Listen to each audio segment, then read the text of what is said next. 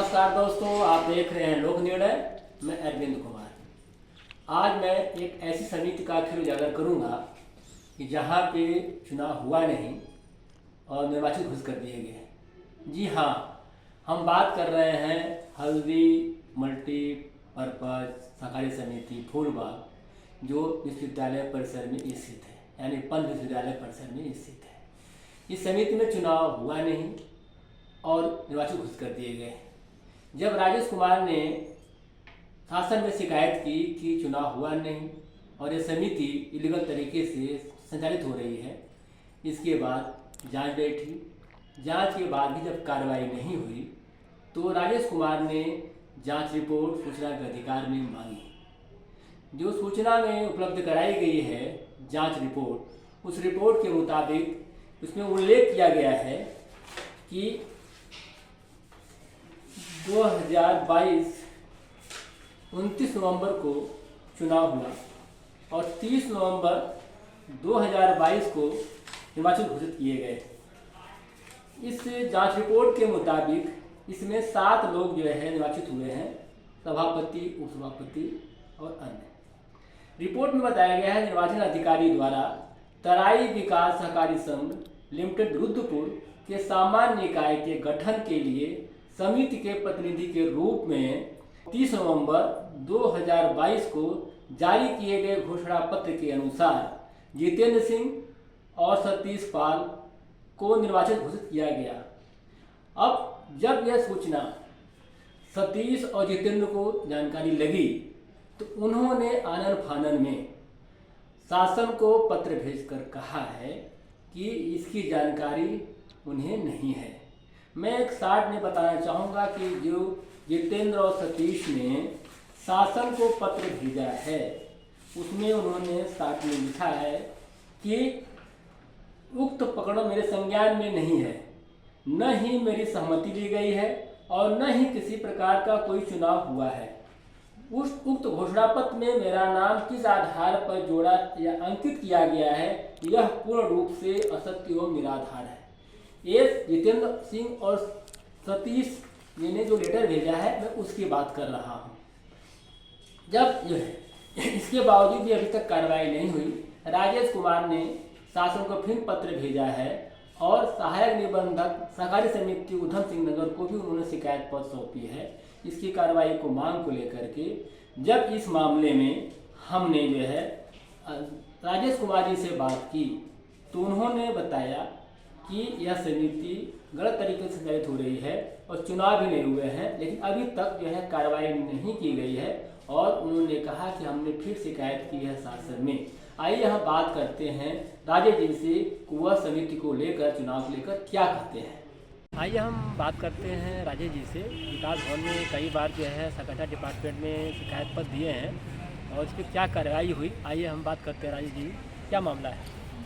मैं सर इस देखिए, मैं आप लोगों के माध्यम से एक बात उठाना चाहता हूँ और आप ही लोगों के माध्यम से, आप भी क्योंकि एक संवैधानिक पद पे आप लोगों का बनता है मीडिया के माध्यम से, जो है एक विश्वविद्यालय पन्नगर में हल्दी मल्टीपर्पज़ सोसाइटी नाम से एक वहाँ पे संस्था है जो कि वो एकदम फर्जी और एक वहाँ पे जो है सरकारी संपत्ति पे अवैध कब्जा कर रखा उन लोगों ने, कुछ लोगों के द्वारा किया गया है। और उसमें हमारा जो है जिला सहायक निबंधक जो कार्यालय जो है यहाँ विकास भवन के अंदर जो है, ये भी उसमें शामिल है। कई बार पत्राचार करने के बाद, कई बार इनको लिखा पड़ी साक्ष्यों को देने के बाद भी ये उस सारे साक्ष्यों को जो है उसको मिटाते हुए ख़त्म कर देते हैं और उसके उन्हीं लोगों के, उन्हीं माफियाओं के पक्ष में ही जो है ये अपना निर्णय देते हैं। इसी की तरीके से 2 वर्ष एक चुनाव हुआ था, 2021 में जो चुनाव हुआ था वो भी निरस्त हो गया। किसका चुनाव हुआ? ये सोसाइटी का फर्जी तरीके से चुनाव होता है। हल्दी मल्टीपर्पज़ सोसाइटी के नाम से ये लोग चुनाव करते हैं। वो भी ये पन्नगर में ही एकदम मुख्य परिसर में ही है, बड़ी मार्केट के पास में ही है ये, और वहाँ चुनाव भी नहीं होता है। और ये फर्जी तरीके से अपना लिपापोती करके ये लोग एक प्रक्रिया पूरी कर लेते हैं चुपचाप, उसमें अपने मनगढ़ंत लोगों को उसके अंदर ले लेते हैं ये लोग जो हैं। इसी तरीके से वर्ष 2021 में भी इन लोगों ने ऐसे किया, तो हमने जब उसकी शिकायत करी तो उसकी जांच हुई तो उसमें दोषी पाए गए तो वो चुनाव ही निरस्त हो गया। निर्वाचन अधिकारी ने खुद लिख करके दे दिया कि मैं चुनाव कराने में समर्थन की चुनाव की प्रक्रिया पूरी नहीं की गई है। इसी प्रकार से इन्होंने 2022 में भी ऐसे कर लिया जो है।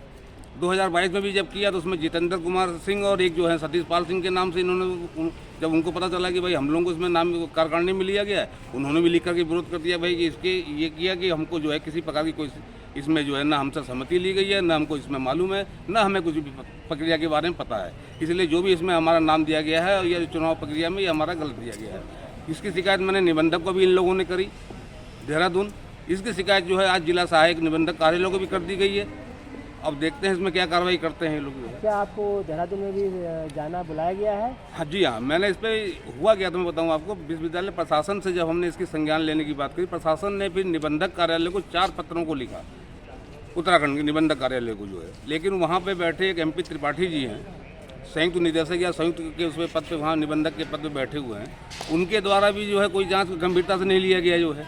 तो नहीं लिया गया तो जब उन पत्रों पे मैंने RTI लगाई, विश्वविद्यालय के पत्रों पे लगाई कि इस पर की गई कार्रवाई से अवगत कराएं, तो उसमें भी इन्होंने घोलमोल कर दिया। तो मैं फिर उस पर अपील किया हूँ। अपील में मुझे 10 तारीख को बुलाया गया। मैं 10 तारीख को जाऊँगा। विश्वविद्यालय के पक्ष में जो भी पत्राचार हमारे अधिकारियों द्वारा उप समिति के बारे में लिखा गया, मैं इससे जो है अपील में अपनी बात उठाऊँगा और कहूँगा। यदि इस पर कार्रवाई नहीं होती तो क्या कदम उठाएंगे? इस पर कार्रवाई नहीं होगी तो फिर हमको जो है ये, क्योंकि देखिए मैं बता दूं, कार्रवाई तो इस पर होगी, कार्रवाई तो इस पर मैं करवा के रहूँगा, क्योंकि ये अवैध कब्जा कर रखा है विश्वविद्यालय परिसर के अंदर इन लोगों ने, कुछ लोगों के द्वारा जो है। और इसमें जिला सहकारिता विभाग के जो अधिकारी ये लोग, जो कुछ लोग इसमें मिले हुए हैं, इनकी मिली भगत से है। और मैं आरोप नहीं लगा रहा हूँ आपको, मैं साक्ष्य दूंगा, आपको भी दे सकता हूँ, शासन को भी दे सकता हूँ, और छोड़ूंगा नहीं इन लोगों को जो है। ये अवैध जो कब्जा करके बैठे पड़े हैं लोग यहाँ पे सरकारी भूमि। क्या कहा आपने सुना। अब आइए हम बात करते हैं जितेंद्र सिंह से, जिन्होंने शासन को शिकायत पत्र भेज कर लिखा कहा है कि हमें जानकारी में नहीं है कि चुनाव हुआ या नहीं हुआ, और उनका जो नाम उसमें अंकित किया गया है वो गलत है। आइए हम बात करते हैं जितेंद्र जी से, वो क्या करते हैं।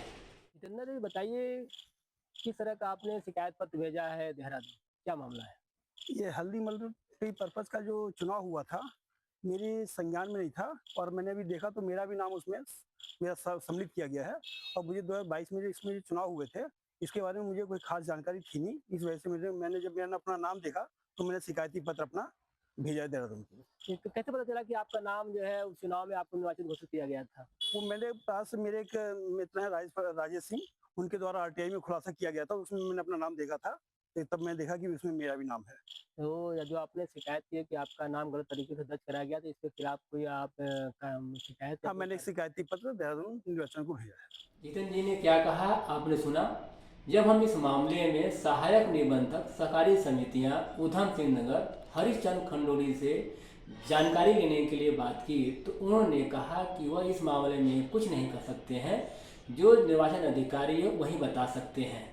अब सवाल उठता है कि यह जो है जो चुनाव हुआ है वो वास्तव में चुनाव हुआ है या जो है केवल जो है रिपोर्ट बना दी गई है। इसे लेकर के जांच रिपोर्ट के साथ ही चुनाव प्रणाली पर भी सवाल उठ रहे हैं कि आखिर इस तरह के खेल में कौन कौन लोग जिम्मेदार हैं, कौन लोग शामिल हैं, और ऐसा क्यों किया गया कि निर्वाचित 2 लोगों को घोषित किया गया, जिन 2 लोगों को उनको जानकारी ही नहीं है। आखिर इसे लेकर के तरह तरह के इस चुनाव प्रणाली पर और चुनाव पर जांच रिपोर्ट पर सवाल उठाए जा रहे हैं। अब ये देखना है कि इस पे प्रशासन द्वारा क्या कार्रवाई की जा सकती है या करेगा।